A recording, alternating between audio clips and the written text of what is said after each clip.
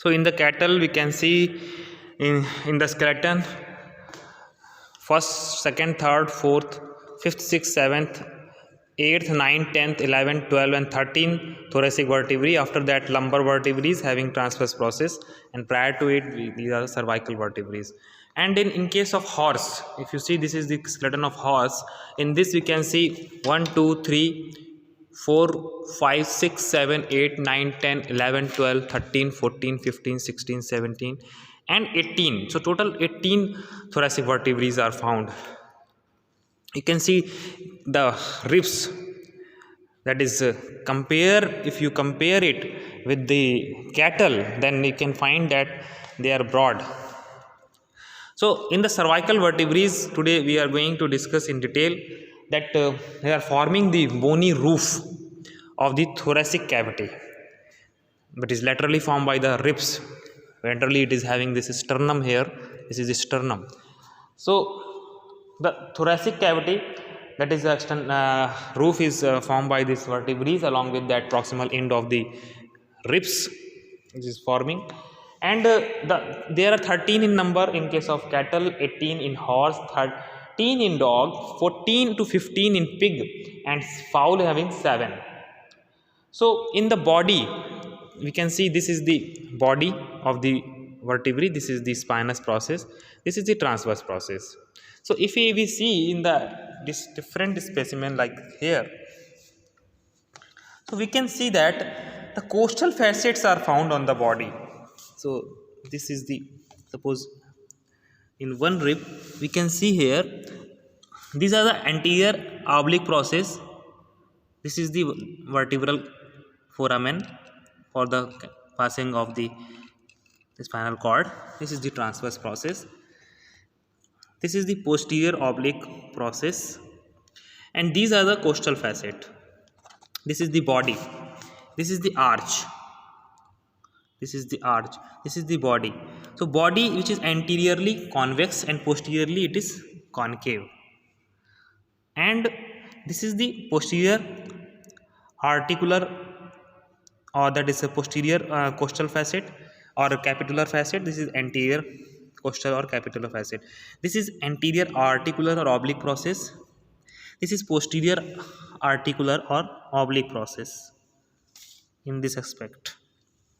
After that, the next thing which is important is this costal facets, these are articular facet or capitular facet, body is having cap or capitular facet is found here, and tubercular facets are found in the transverse process. This is the transverse process, this is the tubercular facet.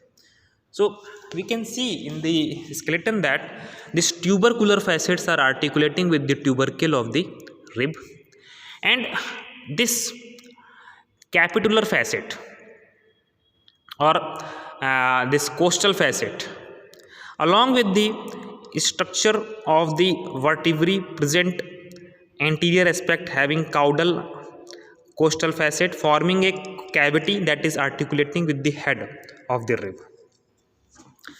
as you can see here also, here also.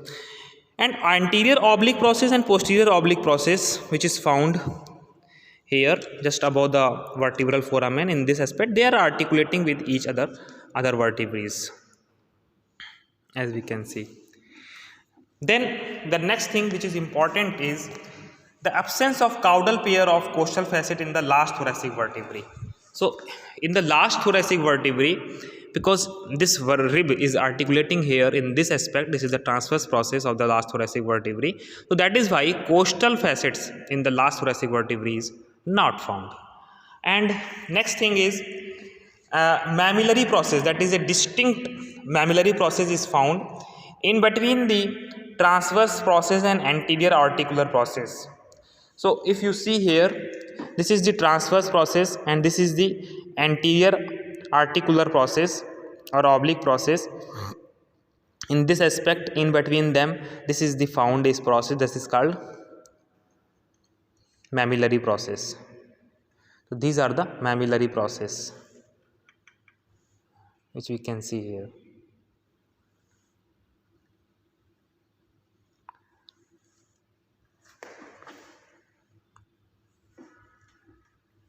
In this aspect.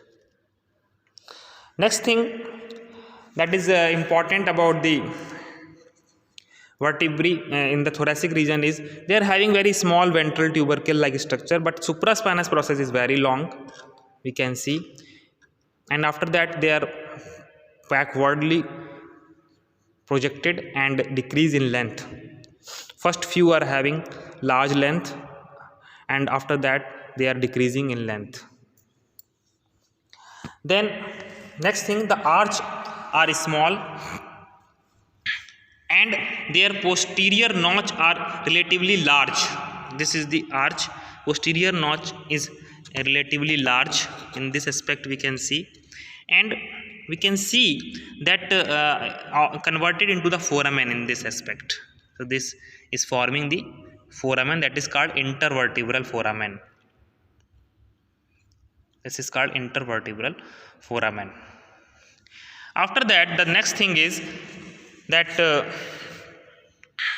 we can see supraspinous process, that is sloping upward and backward. Supraspinous process of third and fourth thoracic vertebrae are maximum in length. So here we can see this is the first, second and third, or fourth are maximum in length, and thoracic vertebrae then breadth is also maximum in this aspect, and tubercular facets are decreased in size from before and backward, and distance between the costal and tubercular facet decrease with the reaching the number, which as we can increase the number, that will decrease summit, and some decreasing the number and summits of some supraspinous spinous process are bifid.